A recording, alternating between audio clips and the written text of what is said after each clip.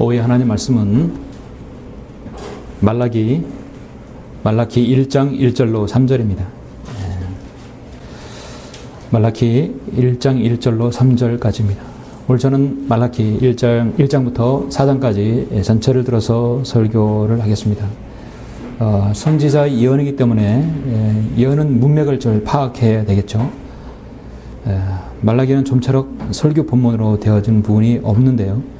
오늘 저는 오후에 말라기 1장 1절로 3절 본문으로 삼아서 전체를 설교하겠습니다. 봉독해 올리겠습니다. 말라기를 통하여 이스라엘에 주신 주의 말씀의 엄중함이라. 주가 말하노니 내가 너희를 사랑하였노라. 그러나 너희는 말하기를 주께서 어떻게 우리를 사랑하셨나이까 하는도다. 주가 말하노니 에서는 야곱의 형제가 아니냐. 그러나 내가 야곱은 사랑하였고 에서는 미워하였으며 그의 산들과 그의 기업을 광야의 용들을 위하여 황폐하게 두었느니라. 아멘. 오늘 첫 번째 질문만 먼저 보시고 나머지는 계속해서 보시겠습니다. 잠시 후 기도드리겠습니다. 우리의 빛이 되시고 진리가 되시며 우리의 구원이 되시는 위대하신 아버지 하나님 감사를 드립니다. 허물과 죄들 가운데 죽었던 죄들을 우리 주 예수 그리스도의 위대한 구속 사역을 통하여 구원받게 해주시고 하나님의 자녀로 입양되게 해주시며 하늘의 모든 놀라운 영적 축복들을 또 향유하고 받을 수 있도록 인도해 주심을 감사합니다. 이제 저희들이 이 땅에서 이 마지막 시대를 살며 우리 주 예수 그리스도의 재림을 기다리며 소망 가운데 살고 있습니다.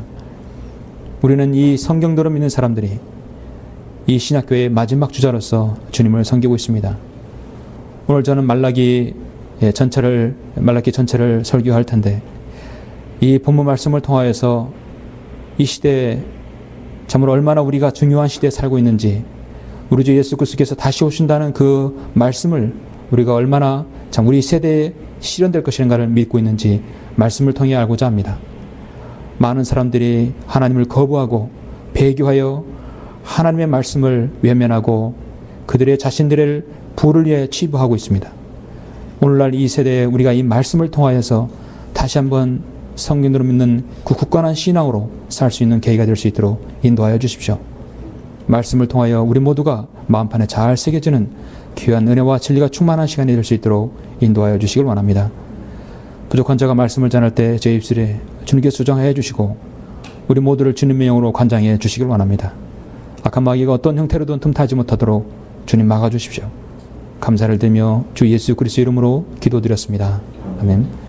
오늘 오후 설교는 인간의 질문과 하나님의 답변이라는 제목으로 설교하고자 합니다. 인간의 질문, 다른 말로 죄인의 질문이라고 할 수 있죠. 통틀어서 인간의 질문과 하나님의 답변이라는 제목으로 설교하겠습니다. 오늘날 우리는 지금 인간성이 극도로 타락한 시대에 살고 있습니다. 국민의 생명을 보호하고 지켜야 할 일부 공복들을 비롯해서 선량한 시민들과 나라의 기둥이 되어야 할 청소년들이 어린아이들까지 지금 생명을 유린당하고 파괴하고 양심의 가책조차 느끼지 못하는 그런 어두운 시대에 살고 있습니다. 최근에도 청소년 범죄 참으로 심각하죠. 오늘날 사회학자들은 오늘날 사건 사고들이나 유해식품 제조라든지 인신매매의 폭행이나 고문 등 인간의 그 존엄성을 경시하는 그런 많은 사고의 결과로 인해서 그것들을 일명 사회적 병리 현상이라고 말하고 있습니다.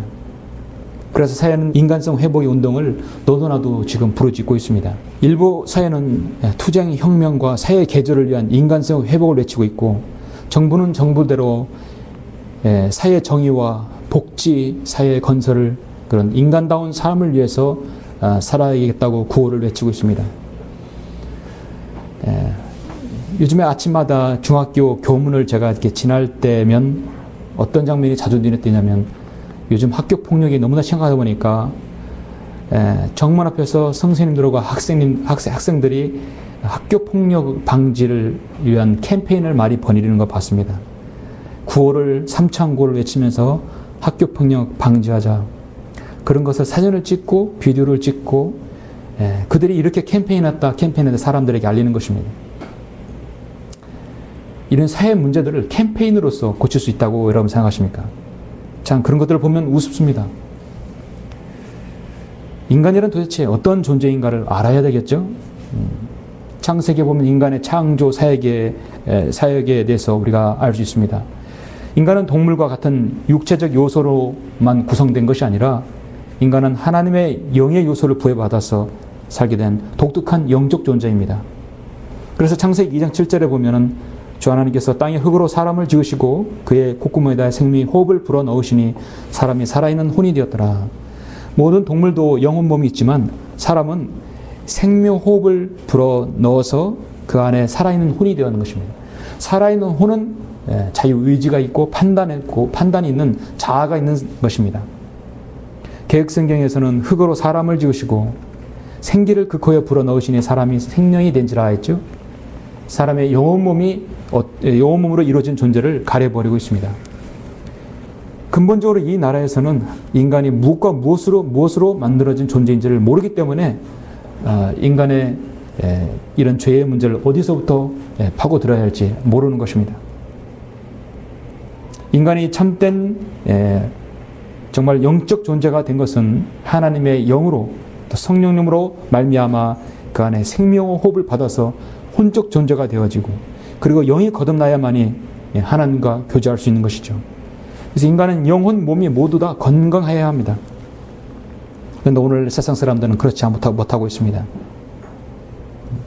사람이 감사하는 마음과 사랑하는 마음, 기뻐하는 마음, 다른 사람을 존중히 여기는 마음, 정말 모든 사람에게 필요한 것이죠.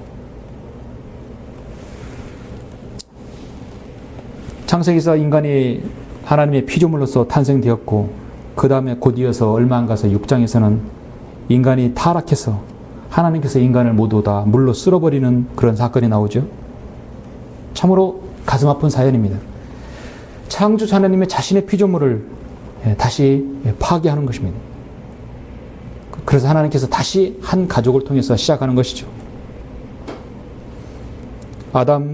카인의 범죄로 의해 인류는 거짓과 두려움과 미움과 시기와 분노와 살인, 탐욕, 정욕, 포악과 강포가 인간의 마음을 지배하게 되었을 때 인간의 근본적인 타락은 바로 인간의 그 혼적인 것들, 그 영역에 문제가 있었기 때문입니다.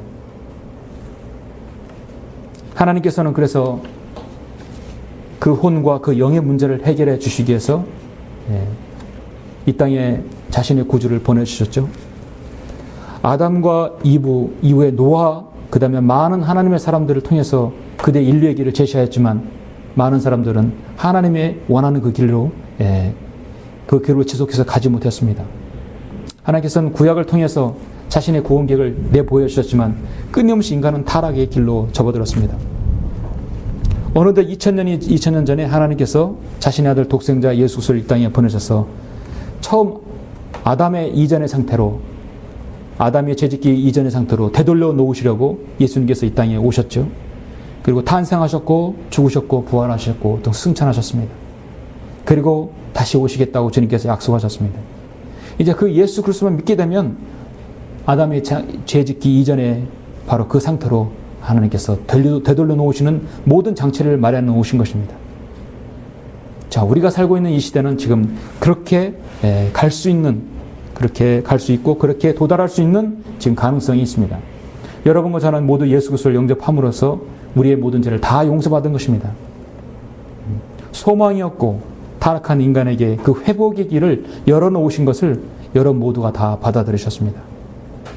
근데 문제는 뭐냐면 오늘날 이 시기에도 이 시간에 이 마지막 시대에도 그것을 하나님께서 회복의 길을 열어놓으시고 모든 것을 다 원위치로 올려놓으신 그걸 믿지 아니하고 하나님께 항변하고 자신을 변호하는 사람들이 너무도 많다는 것이죠. 그래서 오늘 저는 이 말라기 이 구약성경의 마지막 성경은 어떤 의미에서 우리가 바라봐야 되냐면 당시 이스라엘의 백성의 그 영적 상태를 나타내는 것이 바로 말라기인데요. 말라기는 구약의 말라기는 마지막 선지자입니다. 마지막 예언입니다. 그럼에도 불구하고 이 말라기의 영적 적용을 보면은 오늘날 하나님을 거부하는 사람들, 하나님을 믿다 하더라도 배교해서 타락해서 하나님의 길로, 하나님의 말씀의 길로 완전히 벗어난 사람들이 항변을 우리가 한번 들어볼 수 있습니다. 그들의 항변과 그들이 자신을 변호하고 그러나 하나님께서 거기에 일일이 다 대꾸하시는 것을 볼 수 있습니다. 이사야 1장 18절에 하나님의 마음이 현재 어떤 상태냐면 이런 상태예요.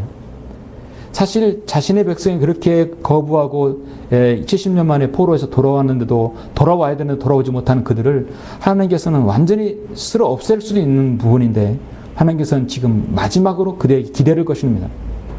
이사야 1장 18절에 보면 이제 오라 우리가 서로 변론하자. 주가 말하노니 너희 저들의 지원 같을지라도 눈같이 희게 될 것이요 지금 진홍처럼 붉을지라도 양털같이 되리라 말씀하셨습니다. 예레미야 12장 1절에서는 오 주여 내가 주와 더불어 항변할 때 주는 의로우시니다. 자, 변론하자. 너희들이 항변하더라도 나는 항상 옳다는 것입니다. 그러나 나로 주와 더불어 주의 심판에 관해 말하게 하소서. 어찌하여 악인의 길이 번성하니까? 어찌하여 아주 패역되게 행하는 자들이 다 행복하나이까?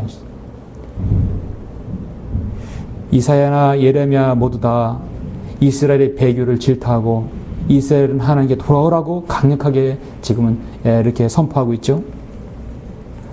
오늘 우리가 잠시 살펴볼 구약의 마지막 선지자 말라키도 여전히 그렇게 이사야 예레미야와 같이 선포하고 있습니다. 자, 오늘 본문을 보시면서 우리가 영적 교훈을 보고 또 당시의 상황을 다시 한번 이렇게 보도록 하겠습니다. 여러분이 보는 본문의 이 말라키 선지자는 한마디로 모든 선지자들이 사역이 다 끝난 다음에 정말 헬렐단신 홀로 그 광야에 서서 이스라엘 백성에게 하나님의 말씀을 전달하는 것입니다. 전달하는데 너무도 중요한 예수 그리스도의 초림을, 예수 그리스도의 재림을, 예수 그리스도의 초림 앞서서 6개월에 앞서서 예수님의 길을 예비하신 선두주자인 침례 요한에까지 예언하는 것입니다. 우리는 말라키의 예언이 마칠 때부터 말라키의 예언이 침례 요한으로 성취되는 누가복음 1장까지 보면 이제 신구약 중간기라고 할 수 있는데 말라키의 예언은 다른 선지서들과 좀 특이합니다. 모든 선지자들과 정말 어떤 독보적인 그런 형태로 되어 있습니다. 한마디로 질문하고 대답하고 질문하고 대답하는 것입니다. 인간은 끊임없이 하나님께 항변하면서 질문을 합니다. 질문도 질문 같지 않은 질문인데 하나님께서는 일일이 다 거기에 답변해 주시는 것이죠. 말라키에서 하나님은 정말 자비로우시고 인자가 풍성하신 정말 은혜로우신 하나님이십니다. 근데 하나님께서 먼저 답변을 하고 이스라엘 백성이 나중에 질문하죠. 어떻게 보면 질문과 답변의 연속입니다. 여러분 연대를 아시다시피 BC 400 말라키는 450년부터 400년 사이 그렇게 해서 활동한 선지자입니다. 이 말라키라는 말은 나의 사자, 나의 전달자라는 얘기거든요. 그러니까 하나님의 전달자이고 하나님의 사자라는 뜻입니다. 말라키 자체는 정말 하나님의 말씀을 전달하는 사람이 정말 선지자입니다. 그렇기 때문에 말라키 선지자가 하는 모든 말은 말라키의 말이 개인의 말이 아니라 하나님의 뜻이고 하나님께서 이스라엘 백성에 전달하고자 하는 말입니다. 아마도 말라키 선지자는 이 느헤미야와 동시대인으로 보고 있으며 성경에는 그런 기록이 없기 때문에 말라키 선지자의 개인적인 우리는 어떤 일에 대해서 알 수는 없습니다. 순전히 하나님의 뜻, 하나님의 계획이 여기에 지금 말라키 선지자를 통하여 기록되고 있습니다. 하나님께서는 선지자 없는 400년의 암흑기에 들어서기 전에 말라키에게 예수 그리스도의 초림, 그다음에 침례인 요한, 예수님의 재림에 대해서 예언하도록 하셨습니다. 주님의 재림을 모욕하는 자들을 향해 마지막 성경의 예언이 바로 주님의 재림이라는 사실. 그러니까 말라키의 마지막 구약 성경의 마지막 예언이 주님의 초림이 아니라 재림이라는 사실은 우리가 눈여겨볼 수 있는 것입니다. 참 당시 상황은 어떤 상황이냐면 지금 이스라엘 백성이 바빌론 포로에서 70년 고통 당하고 돌아왔습니다. 70년을 포로 생활을 마치고 돌아오면 우리 이제 이렇게 살아서는 안 되겠다. 또 배교하면 하나님께서 또 이방에 내칠 것이다라는 것을 알기 때문에 이제는 더 정신 차리고 바짝 섬겨야 될 것입니다. 그런데 포로에서 돌아온 후 100년이 지나도록 학개와 스가랴가 그렇게 예언했고 영광스러운 정말 천국 하나님께서 통치하시는 신전 통치가 기다리고 있어야 되는데 사실 100년이 지나도록 기다렸지만 그게 오지 않았습니다. 그들의 생활에 변화가 없었거든요. 학개와 스가랴 선지자가 예언했던 그것이 주님의 재림에 맞춰져 있지만 이들은 그걸 몰랐던 것이죠. 그러나 그들의 섬김은 신실해야 했었습니다. 근데 그들은 선지자를 말을 믿지 않았습니다. 그들이 원했던 것은 신정 통치가 아니라 아직까지 강력한 통치 체제의 그런 왕을 원했던 것입니다. 세상을 지배했던 솔로몬과 다윗 왕, 그런 훌륭한 왕을 원했던 것입니다. 그러나 현실은 고난의 연속이었어요. 폐허로 가득 찬 폐허 속에서 그들이 돌아와서 그들에게 이룩한 것은 아무것도 없었습니다. 그러므로서 당연히 이스라엘 백성은 바로 선제들에게 불신이 왔었고 선제들을 믿지 않았던 것입니다. 하나님께서 이 땅에 지적으로 통치하셔서 세상을 통치하고 정말 제사장의 왕국이 될 것이라고 믿었던 그들은 지금 그런 일이 일어나지 않자 계속해서 하나님 말씀을 불신하기 시작했습니다. 불신하게 되니까 세상에 풍요함을 쫓게 되고 이방신을 찾아가는 것이에요. 중요한 것은 또 이 시대 이스라엘은 70년 포로 생활을 하면서 수많은 이방신들을 바벨론에서 그 먼 타국 땅에서 그걸 더 알게 됐다는 사실입니다. 안일한 형식과 타성에 젖어서 그들은 안주하고 있었어요. 하나님을 부르지만 형식주의에 빠졌고 외식주의에 빠져 있습니다. 하나님을 자신의 왕으로 정말 구주로 믿지 않았던 것입니다. 그들은 점점 세상에 눈을 돌렸습니다. 뿐만 아니라 백성들을 인도해야 할 제사장들은 하나님을 위해서 살도록 올바른 신앙으로 가이드해 주지 못한 것입니다. 하나님 명령을 어기고 이방 여인들과 혼인함으로써 그들은 음행을 했습니다. 예루살렘 성전이 재건됐다는 것은 하나님께서 그들과 약속을 지킨 것임에도 불구하고 성전이 재건되고 성벽이 재건됐음에도 그들은 여전히 하나님을 불신했던 것입니다. 왜냐하면 제사장이 타락했기 때문입니다. 자신들이 원하는 세상의 복을 주지 않은 데서 하나님께 온전한 제사를 드려야 할 이유를 몰랐던 것이에요.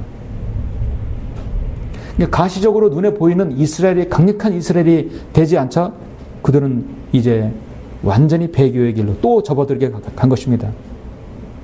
그래서 사실 이 말라키 선지자가 없다고 한다면 그들은 자연스럽게 그렇게 완전히 도태되면서 400년 동안 아무것도 하나님께서 계시해 주지 않는 상태가 된 것입니다.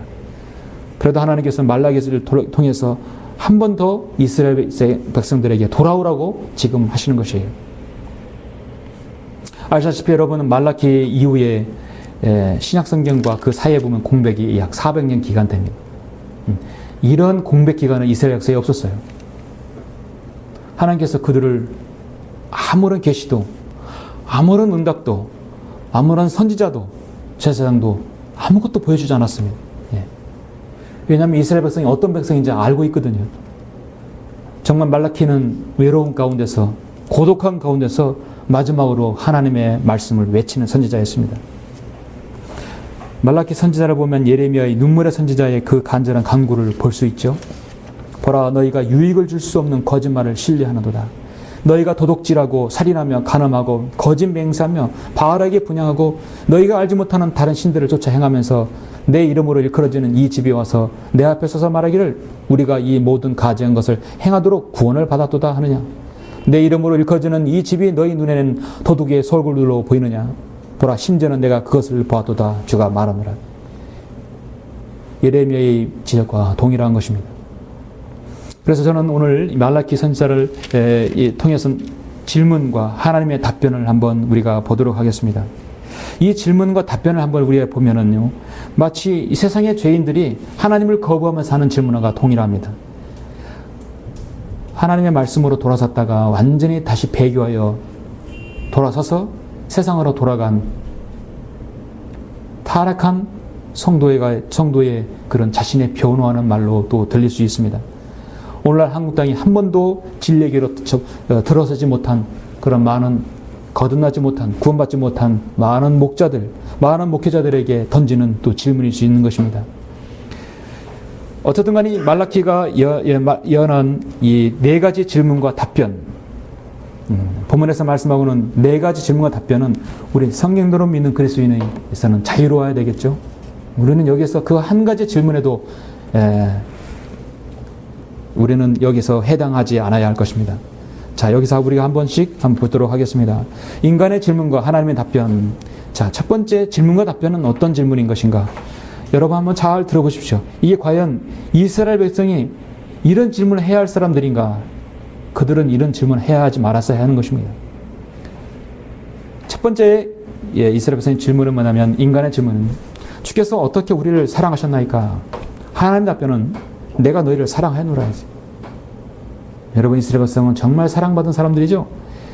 말라기 1장 1절부터 5절 보시면, 말라기를 통하여 이스라엘에 주신 주의 말씀이 엄중함이라. 주가 말하노니 내가 너희를 사랑하였노라.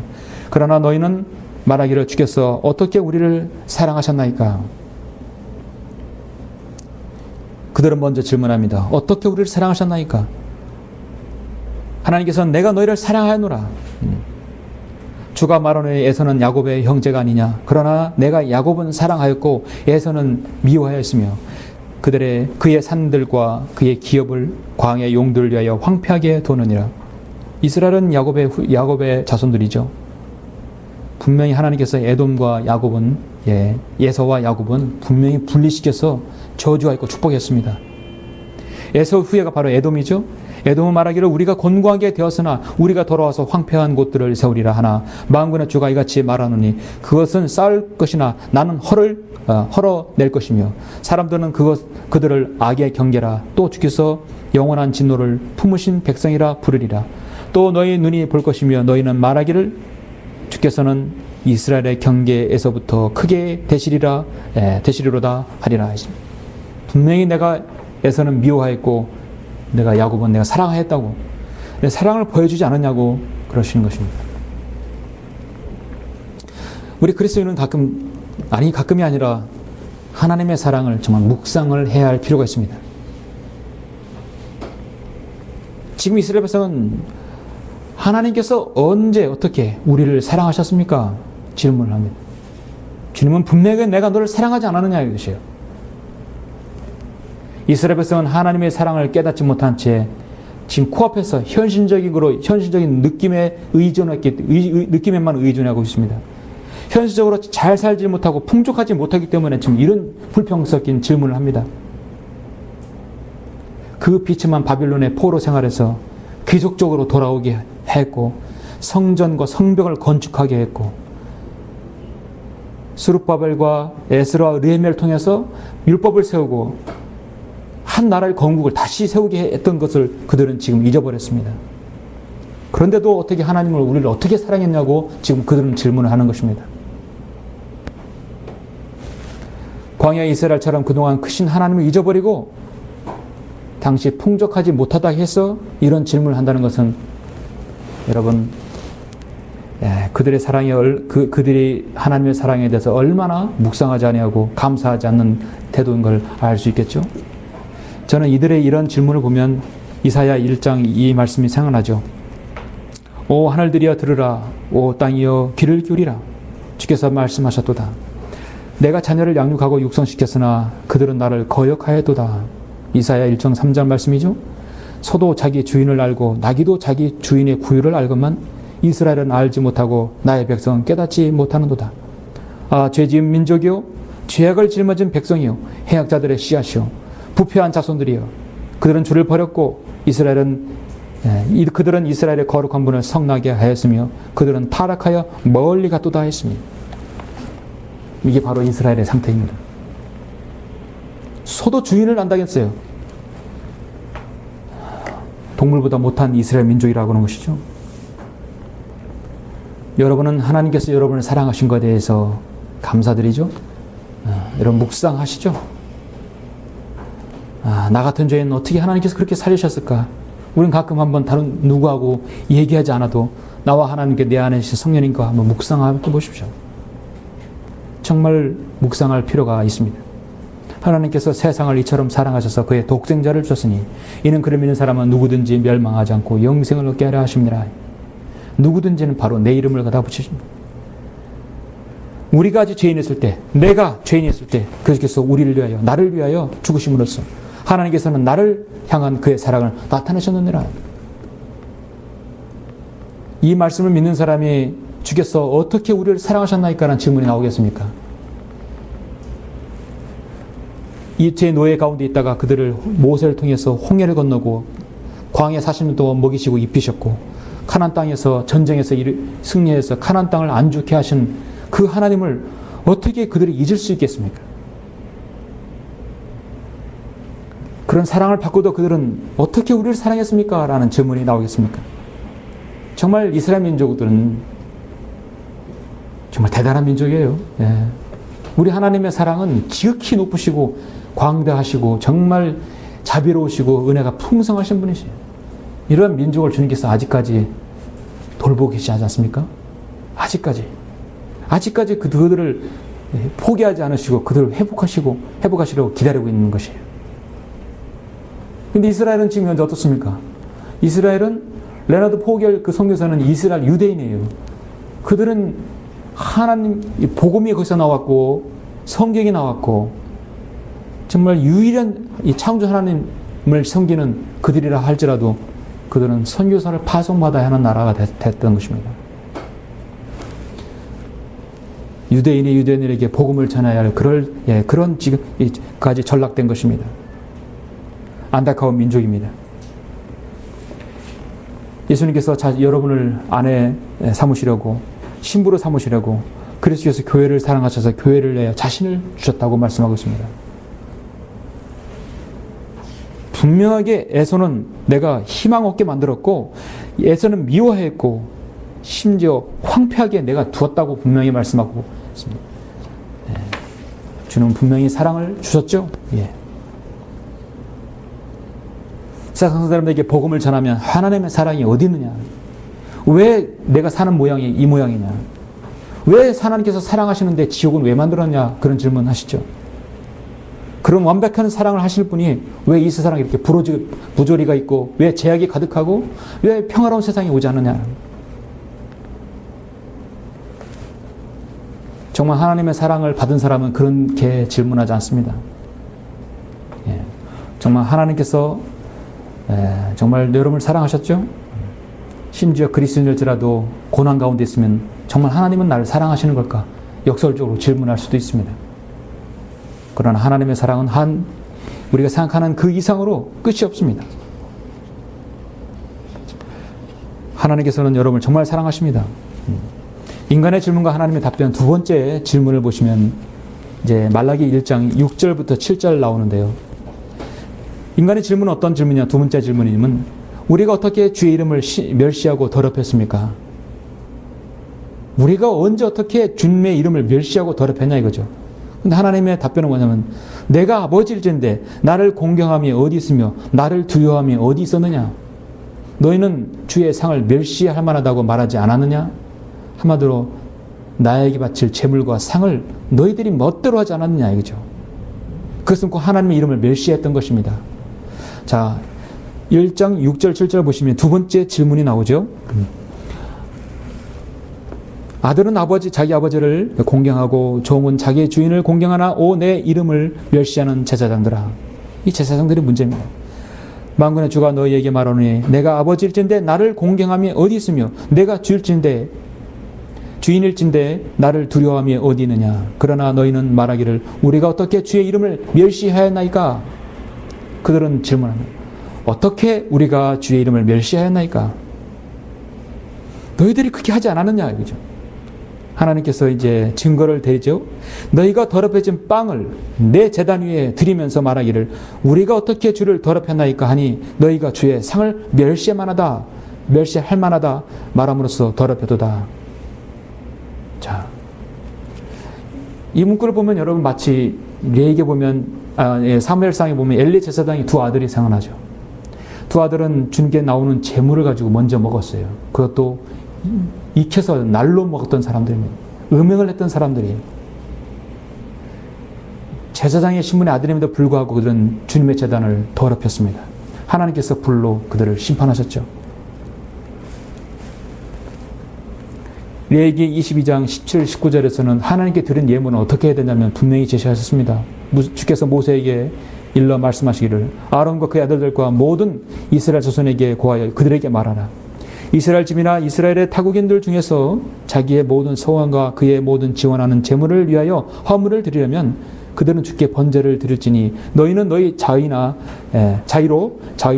소나 양이나 염소의 흠 없는 수컷으로 드릴지니라.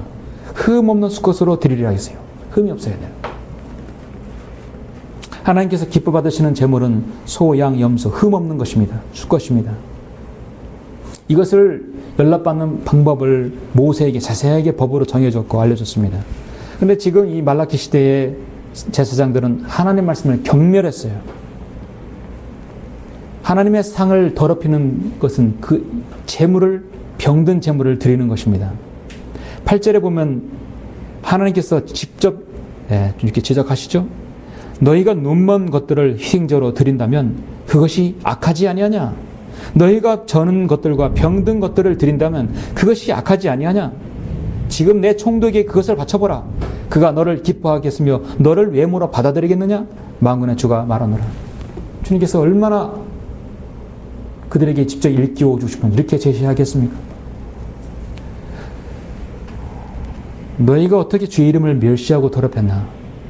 우리가 어떻게 주의 이름을 멸시하고 더럽혔습니까? 그렇게 질문하는 것은 모른다는 게 아니라 잡았다는 것이죠. 모르고 질문한다면 그렇게 이해하자면 이렇게 알면서도 우리가 언제 주의 이름을 멸시하고 주님의 상을 멸시만 하다고 말하지 않았냐. 그렇게 오의적으로 말하는 것은 그들에게 더욱더 죄가 가중되는 것입니다.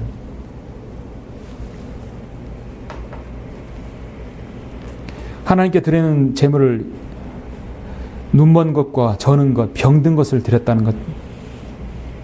그러면서 하나님께서 받으시기를 원하신다는 것. 그거 얼마나 가증스럽습니까? 하나님께 드려야 하는 것은 흠없는 것이에요. 건강한 소와 양, 염소, 수컷입니다.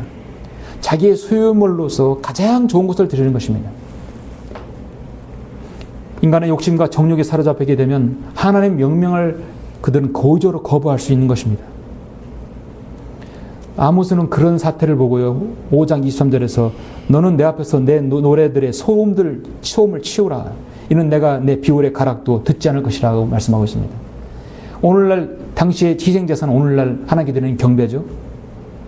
오늘 얼마나 많은 사람들이 신령과 진정으로 경배와 찬양으로 하나님께 드린다고 하는 것입니다. 성령님은 지역교회에 처음 오시면 영과 진리로 드리는 경배가 어떤 건지를 알아요. 그렇죠? 이제는 자연스럽게 영과 진리라는 말이 자신의 입에서 나오게 되어 있습니다. 영과 진리로 드리는 사람들은요, 100% 다 구원받아야 합니다. 구원받고 자신 안에 성령님께서 내주하심을 확신하고 그 영으로 바른 성경, 자신에게 최종 권위의 말씀으로 하나님께 경배를 드리는 것입니다. 그것이 영과 진리입니다. 그런데 구원받지도 않았고 성경도 가짜 성경이고 변기된 성경이고 빠진 성경이고 삭제된 성경으로 예배를 드린다고 한다면 그 당시에 정말 너희가 눈먼 것들을 희생제로 드리며 병든 것들, 저는 것들을 드린 것과 동일하지 않습니까? 하나님 보시기에는 동물원이에요. 양들의 무리가 아니라 동물원이에요. 쥐도 있고 뱀도 있고 개도 있고 소도 말도 있고 다 있는 것이에요. 동물원에 와서 하나님께 경배드린다는 것입니다. 우리 주 예수 그리스도께서 직접 요한복음 4장에서 거명하신 신령과 진정이 아닌 영과 진리로 드리는 방법을 제시하셨던 것입니다. 그처럼 참 중요한 것입니다. 오늘 신학교에서 영과 진리를 드리는 것은 너무나도 중요한 것이에요. 오늘 한국교회는 이 사실을 간과하고 있습니다. 우리는 하나님께 최상의 경배를 드렸습니다. 하나님께서 보시기에는 말라기 1장 8절에서 눈먼 것이고 저는 것 병든 걸로 드린다면 너희 총독에게 맞춰봐라 이거죠. 누가 좋아하겠느냐. 오죽하면 아모스 선지자가 5장에서 그렇게 질타하지 않았습니까? 바로 그런 죄들 때문에 하나님께서 그들을 포로 가운데 70년간 내쳐 버리신 것입니다. 디아스포라를 시킨 것입니다. 그들은 70년간 갔다 와서도 아직까지 깨닫지 못하고 있어요. 하나님께서는 그 사람을 회개하기 전까지는요, 전혀 가치 있게 두지 않습니다. 회개하면 주님께서는 어떤 죄도 용서해 줄 수 있는 준비가 되어 있습니다. 지금 말라키에서 경고를 받고 있는 제사장들은 자신의 조상들이 지은 죄에 동일한 죄를 지으면서도 하나님께 돌아오기를 원치 않습니다. 바로 인간의 어리석음이 바로 여기에 있는 것입니다. 자신들의 사명을 잘 감당하여서 제사장들은 하나님께 거룩한 제사를 드림으로써 다시 한번 그 경배를 회복하고 그 희생 제사를 회복해야 함에도 불구하고 지금 제사장들부터 문제가 있는 것이죠.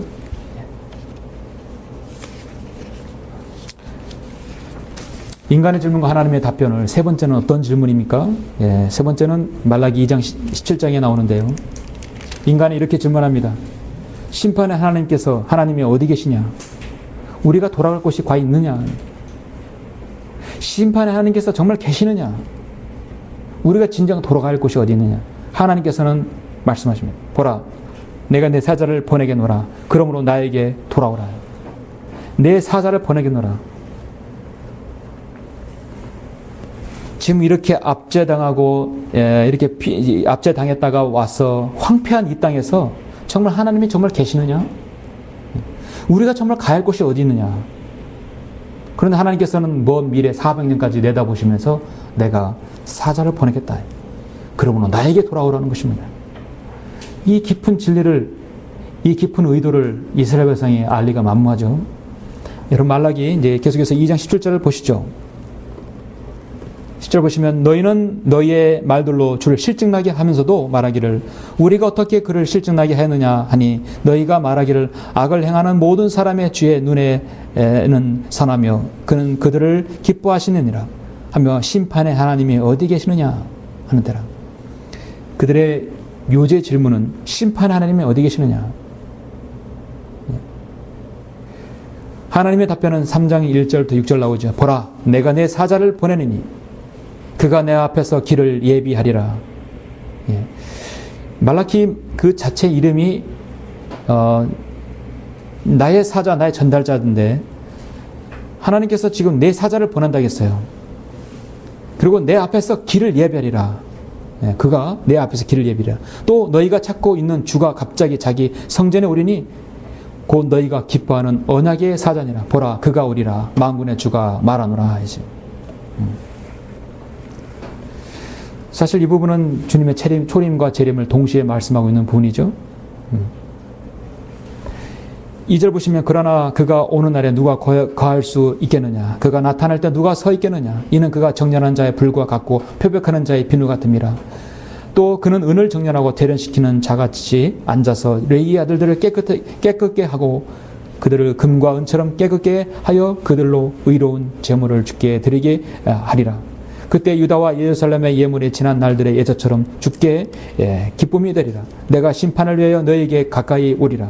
내가 마수자들과 가늠하는 자들과 거짓 맹세하는 자들과 품꾼을 그의 삭으로 압제하는 자들과 과부와 아비 없는 자를 압제하는 자들과 타균을 외면하는 자들과 나를 두려워하지 않는 자들을 대적하여 신속히 증인이 되리라. 만군의 주가 말하노라. 나는 주임으로 변경하지 아니하노라. 그러므로 너희 야곱의 아들들은 소멸되지 아니하시느니라 말씀하셨습니다.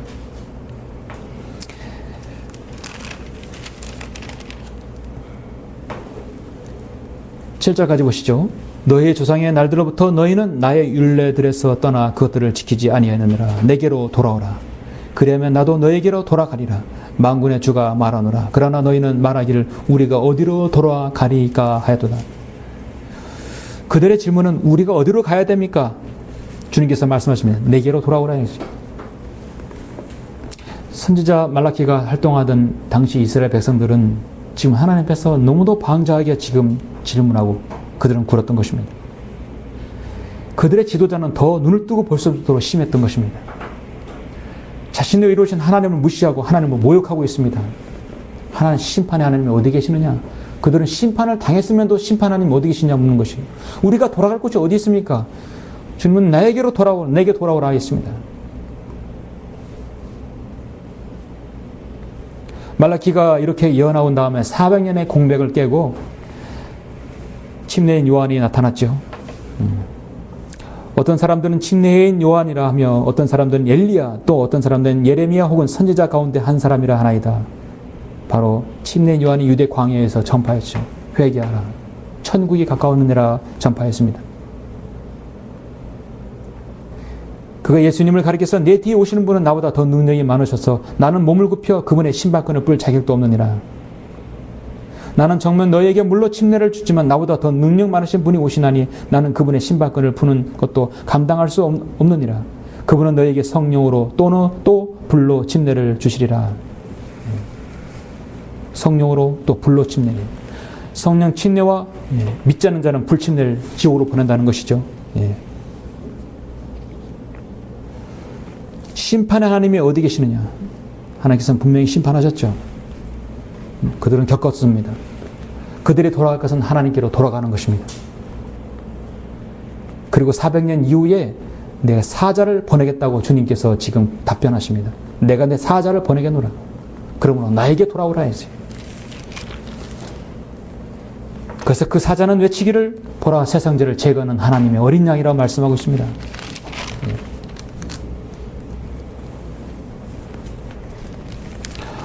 여러분, 오늘날 사람들이 하나님을 불신하는 가운데 믿지 않은 자들이 하나님이 어디 있느냐고 질문을 많이 하죠. 하나님 어디 있느냐. 그런 사람들에게 시편 139편에서 이렇게 말씀합니다. 오 주여, 주께서는 나를 살펴보셨으며 또 나를 아셨나이다. 주께서는 나의 앉고 서는 것을 아시며 나의 생각을 멀리서도 이해하시나이다. 주께서는 나의 길과 나의 눕는 것을 샅샅이 하시며 나의 모든 길들을 익히 하시나이다. 보소서, 오 주여, 주께서 모두 아시나니 알지 못하는 내 입의 말은 한마디도 없나이다. 주님께서는 모든 곳에 계십니다.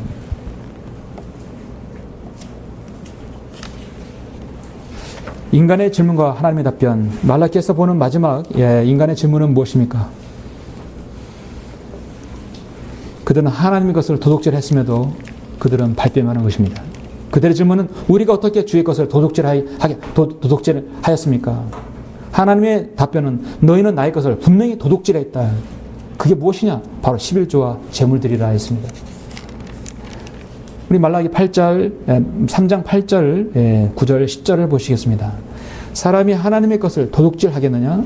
그러나 너희는 내 것을 도둑질하였도다. 그래도 너희는 말하기를 우리가 어떻게 주의 것을 도둑질하였나이까 하니 11조와 제물들이라. 우리가 어떻게 주의 것을 도둑질했습니까? 너희는 나의 것을 도둑질하였느니라. 11조와 제물이라 했습니다. 너희가 저주로 저주를 받았으니 이는 너희와 이 온 민족이 나의 것을 도둑질하였습니다. 만군의 주가 말하노니 너희는 모든 11조를 창고에 들여와 내 집에 식량이 있게 하고 이제 그것으로 나를 시험하여 내가 하늘의 창문들을 열어 너에게 복을 주어 주지 않나 보라. 그것을 받을 만한 충분한 장수가 없으리라. 오늘날 한국교회에서 11조를 강조하는 대표적으로 말라기 3장 8절, 10절을 인용하고 있죠. 사실 이 11조에 대한 강조하는 부분은 먼저 물질에서부터가 아니라 마음으로부터 먼저 우러나오게 해야 되고 마음에 문제 있는 것입니다. 지금 이스라엘 백성을 하나님께서 질타하시는 것은 이스라엘 백성이 그 11조와 재물이 아쉬워서 주님께서 그러시는 것이 아니거든요. 전지전능하신 분이 과부의 2렙돈을 탐내셔서 그걸 지켜보시는 분이 아니십니다. 하나님께서는 그들의 마음을 원했던 것이죠. 진정은 하나님께 감사드리는 그 마음을 원했던 것입니다. 근데 그들은 재물에 관해 하나님에 대한 고려가 전혀 없었고요. 마음도 없었던 것입니다. 그래서 그들은 도둑질하였다고 했어요. 11조와 재물을 가지고 그랬습니다. 물론 구약시대에는 11조가 율법에 속하고 율례입니다. 또 더군다나 모세 율법이 만들어지기 전에도 이미 아브라함이 멜기세덱에게 11조를 드렸다고 말씀하고 야곱도 베델에서 하나님을 만나서 자신의 것을 드렸습니다. 모세 율법이 있기 전에 고대 근동 지방의 사람들은 자신이 섬기던 하나님께 11조 드렸다는 것에 대해서 분명히 드러나고 있습니다. 하나님께서 시내산에서 율법을 할 때도 10의 1조 분명히 하나님께서 넣으셨죠. 구약의 율법의 중에 하나입니다. 그래서 11조는 구약에서는 율법입니다. 지켜야 할 것입니다. 10분의 1은. 그런데 오늘날 신약교회는 11조라는 말이 없어도 그것은 그래서 은혜로 작용되는 것이죠. 10분의 1이든 2분의 1이든 5분의 1이든 간에 그 사람의 마음의 은혜로 내키는 것입니다. 기쁜 마음으로 내라겠습니다. 그것까지 원치 않으면 주님께서는 받지 않으십니다. 예수님께서도 오늘날 돈을 강조하는 위선자인 서기관 바리새인들에게 질타하시면서도 너에게 화 있으리라. 이는 너희가 바카와 아니스와 커민의 11조는 바치면서 율법과 공의와 자비와 믿음이 더 중요한 것을 빠뜨렸다고 주님께서 지적하신 적이 있습니다. 그 11조는 주님께서 지적하신 이유는 위선자인 서기관과 바리새인은 왜 지적하냐면 그들의 돈이 문제가 아니라 바로 하나님과 1대1 관계에서 그들의 마음이 이미 하나님께 떠났다는 것을 지적하기 위해서입니다. 그래서 위선자라고 말하고 있어요. 하나님을 1대1로 사랑하고 마음 있는 사람은 하나님께 어떤 예물에 대해서 교회에서 강조하지 않죠. 하나님께서 11절 문제를 이야기하시면서 하나님께로 돌아오라고 지금 말씀하고 있습니다. 돌아오라. 내게로 돌아오라. 그리하면 나도 너희에게로 돌아가리라 분명히 말씀하고 있습니다. 이스라엘 백성의 마음을 원했던 것입니다. 그 11조를 원하는 것이 아니라 그들의 마음이 같다면 분명히 11조나 재물, 그들의 제사도 아주 흠없는 것들로 분명히 들었겠죠.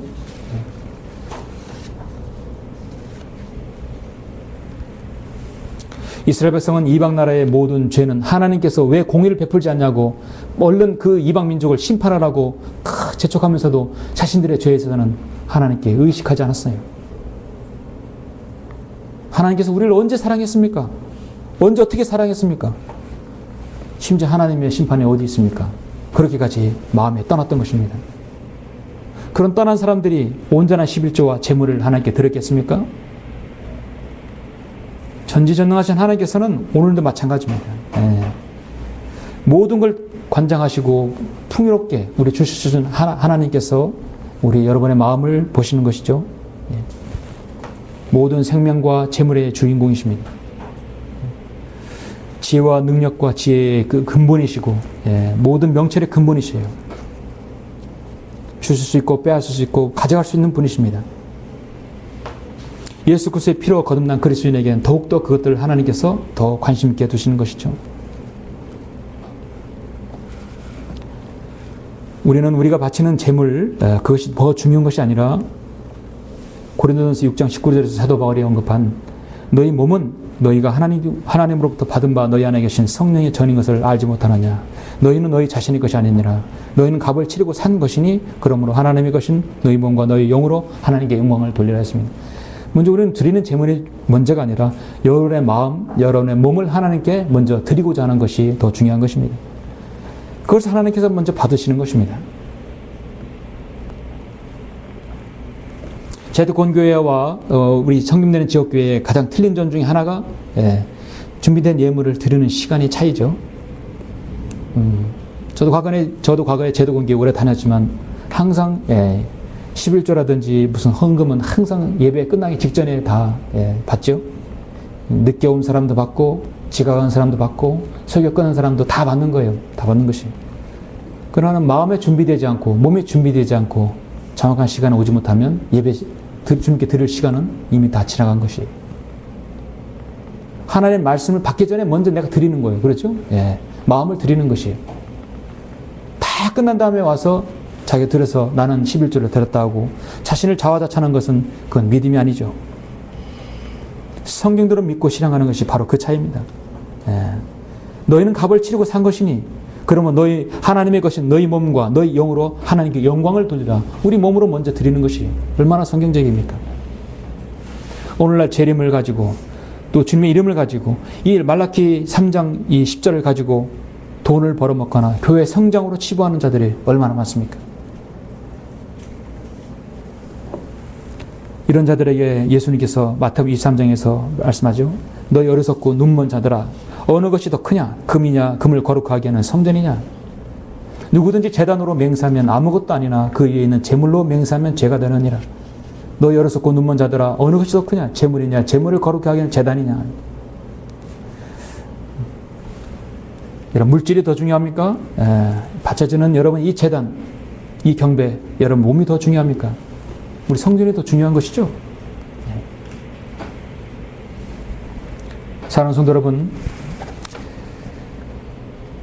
예수님께서는 마태복음 23장 27절에서 오늘날 이 마지막 기가 있었던 그들의 이 선자들, 당시에 주님께서 공생에 사역하실 때의 이 선자들, 오늘날 이 시대의 이 선자들, 그들에게 말합니다. 너에게 화 있으리라. 이는 너희가 회칠한 무덤들과 같으니라. 회칠한 무덤이라 했어요. 여러분들 시골에 외딴 데 보면 공동묘지 가보십시오. 멀리서 보면 굉장히 아름다워요. 그러죠? 아주 섞기 이렇게 묘비를 해서 당시 이스라엘 나라는 그 무덤들을 이 뼈들이라든지 뭐 냄새라든지 이 환경 그런 걸 이용해 지저분해지니까 이 회를 다 하얀 회가루를 막 덮어요. 무덤에다가 그걸 안 보이려고 이렇게 다시 덮어두는 것입니다. 보이면 덮고 보이면 덮어. 멀리서 보면 회칠한 무덤이 한참 아름답게 보여요. 이렇게 하얀 산처럼 보이고 가까이 가면 썩은 뼈들이 냄새와 진동하는 것입니다. 성경에도 그것들은 실로 겉으로는 아름답게 보이나 안에는 죽은 사람의 뼈와 모든 더러운 곳으로 가득 차 있도다. 말라기가 선지자인 이스라엘 백성들, 그 제사장들의 상태가 바로 그 상태였습니다. 주님께서 그렇게 예언했던 400년 이후에 주님께서 오셨을 때 그들의 상태도 마찬가지였습니다. 2000년이 지금 오늘날 배교한 이 나라의 한국 기독교 마찬가지 회칠한 무덤과 같습니다. 그래서 그들에게 유일한 해결책은 바로 말라기 4장에서 바로 그러나 내 이름을 두려워하는 너희에게 의의 태양이 그의 날개에 치유를 가지고 솟아오르니 그리하면 너희는 나가서 외양간의 성화들처럼 자라리라. 한 가지 희망을 하나님께서 허락하신 것입니다. 자, 네 가지 질문을 다시 한번 정리하면 이스라엘 백성은 주께서 어떻게 우리를 사랑하셨습니까? 내가 너희를 분명히 사랑하였노라.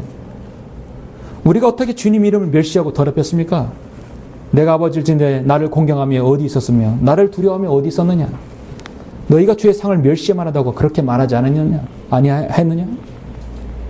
하나님의 심판이 어디 있습니까? 우리가 돌아갈 곳이 어디 있습니까? 성경은 보라 내가 내 사자를 보내게노라 했어요. 그리고 그건 나에게 돌아오라는 것이다. 우리가 언제 어떻게 주님 것을 도둑질하였습니까? 너는 나의 걸 도둑질하였느니라. 11조와 제물이라. 중요한 것은 마음을 그들은 두지 않았다는 것이죠. 그래서 마귀가 가장 좋아하는 것은 성도들의 믿음의 마음을 도둑질하는 것이에요. 압살롬이 다윗을 대적했을 때 백성들에게 마음을 도둑질했다 했어요. 마음을 뺏어버린 것입니다. 하나님께서 이 가나안 땅에서 그렇게 풍족하게 주었음에도 불구하고 배교하였고 70년간의 포로 생활을 마쳤고 포로를 마치자마자 하나님의 신실한 종들을 통해서 성벽과 성전 율법을 다시 세웠음에도 불구하고 그들은 돌아와서 주님을 잘 섬겼으면 역사가 어떻게 바뀌는지 모릅니다. 그러나 그들은 여전히 주님을 이와 같은 정말 질문 같지 않은 질문으로 하나님을 더 가슴 아프게 했던 것입니다. 그러나 말라기는 마지막 희망의 메시지를 던집니다. 조금 전에 말씀드렸듯이 1절 3절 보시면 보라 이는 화덕같이 탈 그날이 오기 때문이니 교만한 자와 악을 행하는 자는 정녕 다 구루터기가 되리라. 오는 그날이 그들을 태우리니 뿌리까지도 그들에게 남기지 아니하리라. 만군의 주가 말하노라. 싹 주님께서 심판하시겠다는 겁니다. 말라기 4장 1절부터 3절은 주님께서 재림에 관한 장이죠. 주님이 다시 오셔야만이 모든 것이 회복되고 모든 것이 정상적으로 단단한 것이죠. 그러나 내 이름을 두려워하는 너희에게는 의의 태양이 그의 날개에 치유를 가지고 솟아오리니 그리하면 너희는 나가서 외양간의 송아들처럼 자라리라. 치유의 광선이 바란다. 개혁성의 태양이 의의 태양이 치유의 광선이 바란다 해서 마치 그 치유의 광선이 나와서 사람에게 몸을 치유한다는 거로 그렇게 은사주의들에게 잘 활용하는 구절이 되어버렸죠. 이 성경이 변기되었습니다. 그러나 의의 태양이 그의 날개에 치유를 가지고 솟아오른다 했습니다. 의의 태양 바로 예수 그리스도죠. 또 너희는 악인들을 짓밟으리니 이는 내가 이것을 행하는 날에 그들이 너희 밑바닥 밑에 재가 될 것이기 때문이라. 만군의 주가 말하노라 했습니다. 너희는 내가 온 이스라엘을 위하여 호렙에서 규례들과 명령들로 그에게 명했던 내 종 모세의 율법을 기억하라. 보라, 내가 주의 크고 무서운 날이 오기 전에 선지자 엘리야를 너희에게 보내리니. 주의 크고 무서운 날, 주님의 재림입니다. 선지자 엘리야를 분명히 보낸다 했죠. 그가 아비들의 마음을 자식에게로, 자식들의 마음을 그들의 아비에게로 돌이켜 내가 와서 땅을 저주로 치지 않게 하리라 했습니다. 성경의 마지막, 구약성경의 마지막 장, 마지막 절에서 저주로 끝납니다. 저주란 단어가 나오죠. 실질적으로는 성경의 신약성경 요한계시록 22장의 마지막은 은혜로 끝납니다. 이 땅에서 앞으로 주님을 섬기지 않고 거절했던 자들은 우리가 그리스도인 올라가면 이 땅에 7년 대환란이 오게 됩니다. 전 3년 반, 후 3년 반 나누어서 7년 대환란이, 전무후무한 대환란이 있습니다.